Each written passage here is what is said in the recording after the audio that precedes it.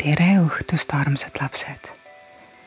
Eile alustasime me Pöial-Liisi muinasjutuga ja me jõudsime sinna, et Pöial-Liisi tutvus põldhiirega ja mutiga. Ja muti käigust leidis Pöial-Liisi ühe pääsukese. Ja täna ma räägin, mis edasi saab. Öösel ei saanud Liisike und. Ta tõusis voodist, punus kuivanud kõrtest suure vaiba, läks maa-alusesse käiku ja kattis surnud linnu vaibaga. Siis tõi tütarlaps hiireurust kohevat pehmet sammalt ja valmistas sellest aseme, et surnud linnukesel oleks mugavam magada. Hüvasti, kallis pääsuke, ütles Pöial-Liisi, hüvasti. Tänu sulle selle eest, et sa mulle suvel nii ilusti laulsid. Siis kui puud olid veel rohelised ja kui päike nii soojalt paistis.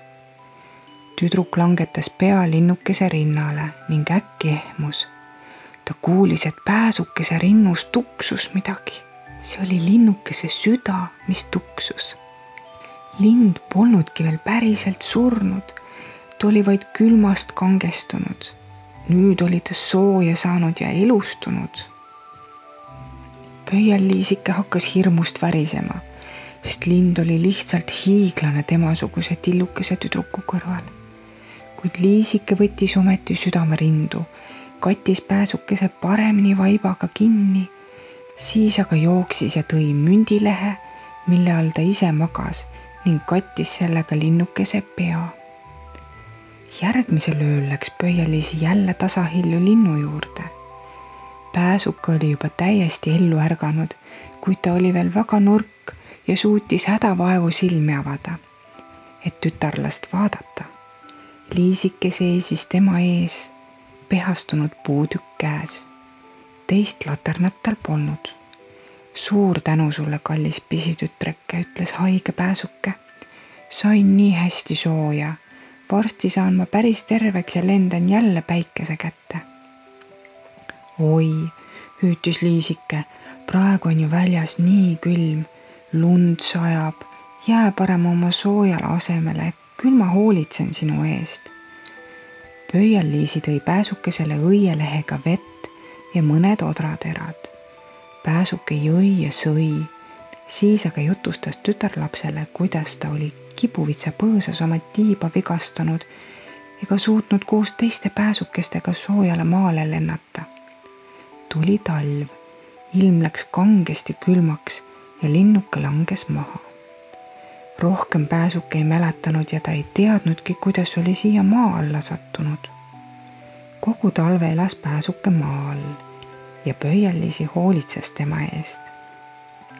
Mutt ega põldhiir ei teadnud sellest midagi.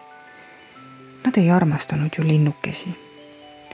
Kui kevad kätte jõudis ja päike hakkas soojalt paistma, avas Pöial-Liisi muti tehtud augu maa-aluse käigu laes, et pääsuke saaks lendu tõusta. Pääsuke küsis, kas tütarlaps ei tahaks koos temaga siit lahkuda. Istugu ta vaid temale selga ja nad lendavad mõlemad rohelisse metsa. Kuid Pöial-Liisil oli kahju vanast hiireemandast. Ta teadis, et eidekesel hakkab ilma temata väga igav. Ei, ma ei saa sinuga ära lennata, ütles ta pääsukesele. Hüvasti, kallis tütarlaps, vidistas pääsuke ja lendas vabadusse. Pöial-Liisi vaatas talle järele ja pisarad tulid talle silma. Nii väga oli ta lindu armastama hakanud. Vidiit, hüüdis pääsuke ja kadus rohelisse metsa. Pöial-Liisi aga jäi hiireurgu. Nüüd oli talle elu väga halb.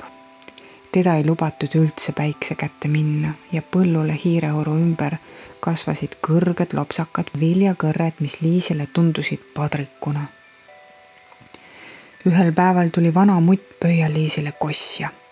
Noh, eks nüüd tule sulle veimevakk valmis seada, ütles hiireemand. Sa lähed tähtsale isandale mehele ja sul peab kõike küllalt olema. Pöial-Liisi pidi päevad läbi ketrama. Hiireid palkas 4 ämblikku. Need istusid ööd ja päevad hiireurus ja valmistasid igasuguseid kangaid. Paks ja pime mutt käis neid igal õhtul vaatamas ja muudkui vaterdas, et varsti on suvi läbi, päike ei kõrveta enam maapinda ja muld muutub jälle pehmeks ja kohevaks ja siis nad pühitsevad pulmapidu. Pöial-Liisi aga muudkui nukrutses ja nuttis, ta ei tahtnud kuidagi sellele paksule mutile mehele minna. Igal hommikul päikesetõusu ajal ja igal õhtul päikeseloojangul läks Pöial-Liisi hiireuru lävele. Mõnikord ajas tuule eel viljapead laiali ja siis sai ta näha tükikest sinitaevast.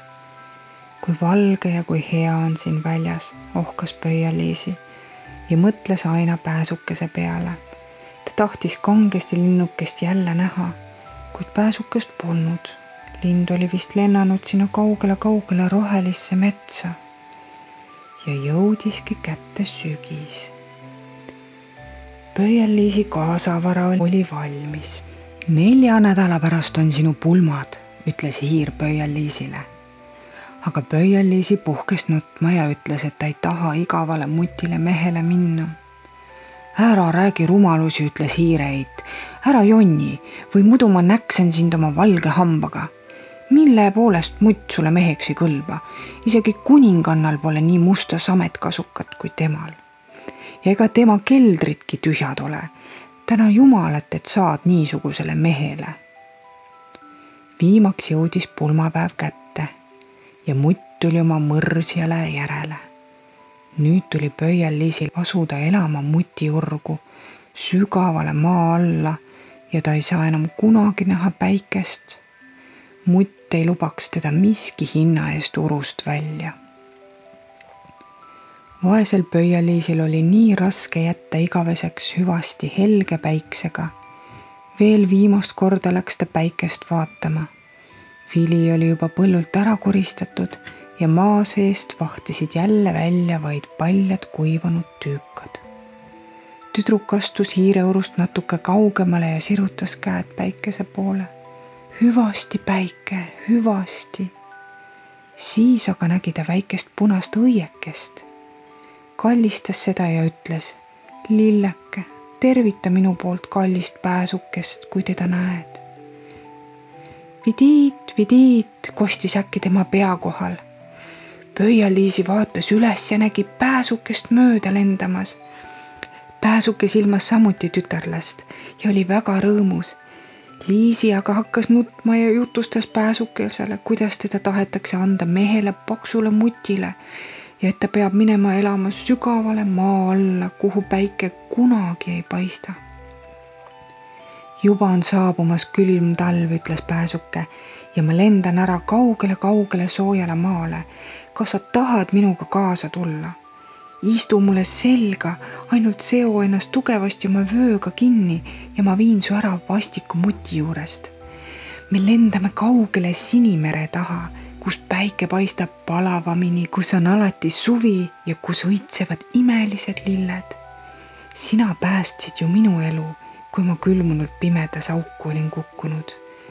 Jaa, ma lendan sinuga kaasa, hüüdis Pöial-Liisi. Ta istus pääsukesele selga ja sidus end vööga tugevasti kõige suurema sule külge kinni. Pääsuke sööstis noolena üles ja lendas üle tumedate metsade, üle siniste merede ja üle kõrgete mägede, mida kattis lumi. Siin oli väga külm.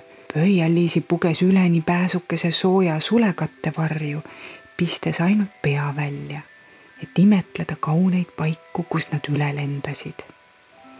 Viimaks jõudsid nad soojale maale. Siin säras päike palju eredamini. Taevas oli 2 korda kõrgem kui meil ning kraavide ja aedade ääres kasvasid imetoredad rohelised viinamarjad. Metsades kasvasid sidrunid ja apelsinid. Õhus oli tunda mirdi ja mündi lõhna ning mööda teid jooksid lõbusad lapsed, kes püüdsid suuri kirevaid liblikaid. Pääsuke aga lendas ikka edasi ja edasi. Imeilusa sinise järve kaldal, keset kaharaid rohelisi puid, oli valgest marmorist loss. Viinamarjaväädid kasvasid kõrgete sammaste ümber ja üleval katuseräästa all oli näha linnupesi. ühes niisuguses pesas elaski Pääsuke. Näe, see ongi minu kodu, ütles Pääsu. Sina aga vali enesele all kõige kaunem õis. Mina panen sind selle peale ja sa võid ilusasti elada. Pöial-Liisi rõõmustas ja plaksutas õnnelikult käsi. All lebasid maas valged marmoritükid. Ühe samba ülemine osa oli alla varisenud ja 3 tükiks purunenud. Marmorikamakate vahel kasvasid suured valged lilled. Pääsuke laskus alla ja pani tüdruku laiale kroonlehele istuma. Aga mis ime see oli? Õiekarikas istus väike mehike, õrn ja läbipaistev nagu klaasist. Tema seljal värelesid kerged tiivad ja peas sädeles tal tilluke kuldne kroon. Kasvult oli ta meie Pöial-Liisiga ühesugune. See oli haldjate kuningas. Kui Pääsuke õie juurde lendas, oli haljas päris kohkunud. Ta oli ju nii tilluke, Pääsuke aga nii suur. Kui ta muutus väga rõõmsaks, kui silmas Pöial-Liisit, ta polnud veel kunagi kohanud nii kaunist tütarlast. Kuningake tegi sügava kummarduse ja küsis, kuidas on tütarlapse nimi. Pöial-Liisi, vastas tüdruk. Kallis Pöial-Liisi, vastas haljas, kas sa ei tahaks minu naiseks saada? Ja Pöial-Liisi oli kohe nõus. Siis lendasid igast õiest välja haldjad ja tõid Liisile kingitusi. Kõige paremaks kingituseks olid läbipaistvad tiivad, just niisugused nagu vesi kiilil. Need seati Pöial-Liisile selga ja nüüd võis ka tema lennata õielt õiele. Küll see valmistas talle suurt rõõmu ja lõbu. Pääsuke aga istus üleval oma pesas ja vidistas laulu nii, kuidas oskas. Kogu sooja talve laulis ta haldjatele lõbusaid laule, aga kui külmadele maadele oli saabumas kevad, hakkas Pääsuke kodumaale tagasi lendama. Hüvasti, vidistas Pääsuke ja lendas jälle soojalt maalt ära tagasi Taanimaale. Seal oli tal väike pesake just selle inimese akna kohal, kes oskas hästi muinasjutte vesta. Pääsuke jutustas temale Pöial-Liisist ja temalt me kuulsimegi terve selle loo. Vot, selline oligi lugu Pöial-Liisist. Ja nüüd on sul aeg magama jääda. Head und, armas lapsuke. Head und.